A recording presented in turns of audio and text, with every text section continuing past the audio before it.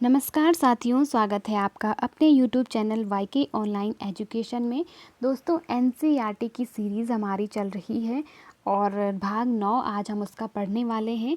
जैसे कि मैंने पहले भी बताया है आपको, अगर आप किसी भी एग्ज़ाम की तैयारी कर रहे हो तो आपको सबसे ज़्यादा महत्व देना चाहिए एनसीईआरटी की किताबों को। चाहे आप किसी भी विषय की पढ़ रहे हो, चाहे वो एसएसटी की हो, साइंस की हो, हिंदी की हो, किसी भी सब्जेक्ट की हो, तो आप एनसीईआरटी को से शुरू कीजिए। क्योंकि अगर आप एनसीईआरटी को बहुत अच्छे से पढ़ लेते हो ना, तो आपकी बहुत ज़्यादा कॉन्सेप्ट जो हैं वो क्लियर हो जाएंगे और आपके निकलने के चांसेस बहुत ज़्यादा बढ़ जाएंगे। तो मार्केट की 50 किताबें, 100 किताबें मत टटोलिए।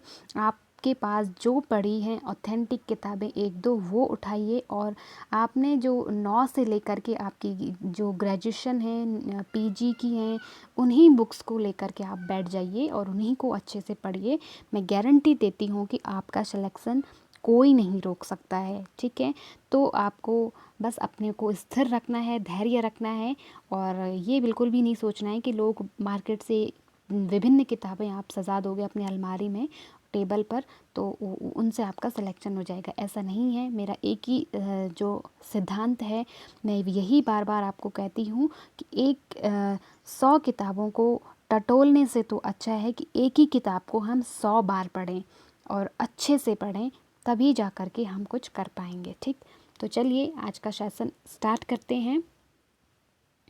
दोस्तों, आज का सेशन स्टार्ट करने से पहले मैं आपको, जो हमने भाग 8 पढ़ा था ना, उसमें मैंने एक चीज़ आपको बताई थी, रसखान से संबंधित थी वो। रसखान को लेकर के हमने वीडियो बनाया था। तो आज मैं आपको बताऊंगी कि मैंने उसमें एक चीज़ बताई थी कि रसखान से संबंधित एक प्रश्न पूछा गया था एलटीए लेक्चरर में, लेकिन मैं थोड़ा कन्फ्यूज़ थी कि किस परीक्षा में वो प्रश्न पूछा गया था। तो एलटी 2021 में जो पेपर हुआ था ना, 2021 में, तो उसमें जो प्रश्न पूछा गया था ना कि रसखान, जो ये प्रश्न आप देख रहे हैं कि वो क्वेश्चन 2021 में एलटी में पूछा गया था कि रसखान का प्रिय छंद कौन सा है। ठीक है, या सवैया किस कवि का प्रिय छंद है। तो यहाँ पे आंसर है रसखान, आपको ध्यान रखना है। तो इसी तरह से आपसे प्रश्न पूछे जाएंगे। मैं यहाँ पर सिर्फ आपको एनसीईआरटी की बुक्स नहीं पढ़ा रही हूँ, बल्कि तरीका बता रही हूँ कि आपको कैसे उन किताबों को पढ़ना चाहिए। और शुरू करने से पहले दोस्तों, यदि आपने अभी तक चैनल को सब्सक्राइब नहीं किया है तो प्लीज़ कर लीजिए, बेल आइकन प्रेस कीजिए और अपने दोस्तों के साथ शेयर करना बिल्कुल भी ना भूलिए। दोस्तों, कमेंट सेक्शन में बताते जाइए कि आपको कहाँ से डाउट, आपके क्या डाउट हैं, आप किस सब्जेक्ट के, किस विषय की, किस परीक्षा की तैयारी कर रहे हो, मुझे ज़रूर बताइएगा। तो चलिए शुरू करते हैं आज का वीडियो। माखनलाल चतुर्वेदी जी के बारे में आज हम पढ़ने वाले हैं। सबसे पहले जान लेते हैं इनकी सामान्य जो जानकारी है इनके बारे में, और जो भी मैं आपको हाईलाइट कराते जाऊंगी आप उनको नोट डाउन ज़रूर कीजिए। देखो, माखनलाल चतुर्वेदी का जन्म मध्य प्रदेश के होशंगाबाद ज़िले के बावई गांव में सन 1889 यानी कि 1889 में हुआ था। मात्र 16 वर्ष की अवस्था में वे शिक्षक बन गए थे। बड़ी बात है, 16 वर्ष की उम्र में शिक्षक बनने के लिए आज कितना स्ट्रगल करना पड़ता है, ये आप सब लोग जान रहे हैं। जो लोग कर रहे होंगे एलटी लेक्चरर की तैयारी, आप सब जानते हैं कि कितनी डिग्रियां हमें लेनी पड़ती हैं, कितने स्टेप हमें पार करने पड़ते हैं, है ना। तो देखिए, उसके बाद क्या हुआ, अध्यापन कार्य छोड़कर उन्होंने प्रभा पत्रिका का संपादन शुरू किया। बहुत इंपॉर्टेंट है, आपसे पूछा जाएगा प्रभा पत्रिका के संपादक कौन थे। तो माखनलाल चतुर्वेदी की प्रभा पत्रिका थी। ठीक है, वे देशभक्त कवि एवं प्रखर पत्रकार थे। उन्होंने कर्मवीर पत्रिका और प्रताप का भी संपादन किया था। 2 पत्रिकाओं का उन्होंने संपादन किया था, ध्यान रखिएगा। ठीक है, 1968 में उनका देहांत हो गया। हिम किरीटिनी, साहित्य देवता, हिम तरंगिणी, वेणुलोक गूंजे धरा उनकी प्रमुख कृतियाँ, ये काव्य कृतियाँ इनकी। और हिम किरीटिनी, हिम तरंगिणी विशेष रूप से आप ध्यान रखिएगा। ठीक है, हिम तरंगिणी के लिए उनको साहित्य अकादमी पुरस्कार भी 1954 में मिला था, और ये हिंदी साहित्य में दिया जाने वाला सबसे पहला साहित्य अकादमी पुरस्कार था। ये भी आप नोट डाउन करते रहिए। क्या था, हिंदी साहित्य में जो साहित्य अकादमी पुरस्कार मिलते हैं ना, वो हिंदी भाषा में भी मिलता है, 24 भाषाओं में मिलता है। तो हिंदी में सबसे पहले जो मिला था वो माखनलाल चतुर्वेदी को मिला था, ये आपको ध्यान रखना है। और किस रचना के लिए मिला था? हिम तरंगिणी के लिए मिला था। ठीक, चलिए आगे है, माखनलाल चतुर्वेदी की रचनाएं राष्ट्रीय भावना से युक्त हैं। उनमें स्वतंत्रता की चेतना के साथ देश के लिए त्याग और बलिदान की भावना मिलती है, इसीलिए उन्हें एक भारतीय आत्मा कहा जाता है। देखो बहुत ज़्यादा इम्पोर्टेंट है ये, क्योंकि यहाँ से प्रश्न बनता है कि एक भारतीय आत्मा के नाम से कौन चर्चित हैं, तो वो कौन है? माखनलाल चतुर्वेदी। ठीक है, क्योंकि त्याग बलिदान की भावना इनकी रचनाओं में मिलती है। ठीक, इस उपनाम से उन्होंने कविताएं भी लिखी हैं। वे एक कवि कार्यकर्ता थे और स्वाधीनता आंदोलन के दौरान कई बार जेल गए। उन्होंने भक्ति, प्रेम और प्रकृति संबंधी कविताएं भी लिखी हैं। तो ये ध्यान रखना है उनकी कविताओं के विषय क्या रहे हैं, भक्ति, प्रेम और प्रकृति। ठीक, चतुर्वेदी जी की कविता में शिल्प की तुलना में भाव अधिक महत्व देते हैं। उन्होंने परंपरागत छंदबद्धता, रचना के अनुकूल शब्दों का भी प्रयोग किया है। यानी कि वर्तमान समय में जो कविताएं लिखी जाती है ना, वो छंद मुक्त होती हैं। ठीक है, और इन्होंने क्या लिखा है? इन्होंने छंद युक्त कविताएं लिखी हैं। ठीक, देखिए, ब्रितानी उपनिवेश के शोषण तंत्र का बारीक विश्लेषण करती कैदी और कोकिला। ये आपको ध्यान रखना है कि इनके यहाँ पे, क्योंकि एनसीईआरटी में जो कविता है इनकी वो कौन सी है? कैदी और कोकिला। तो यहाँ से डायरेक्ट प्रश्न पूछ लिया जा सकता है कि किसकी कविता है।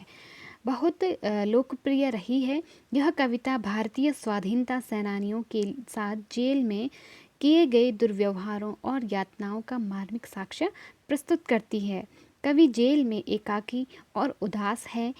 कोकिल से अपने मन का दुख, असंतोष और ब्रितानी शासन के प्रति अपने आक्रोश को व्यक्त करते हुए वह कहता है कि यह समय मधुर गीत गाने का नहीं, बल्कि मुक्ति का गीत सुनाने का है।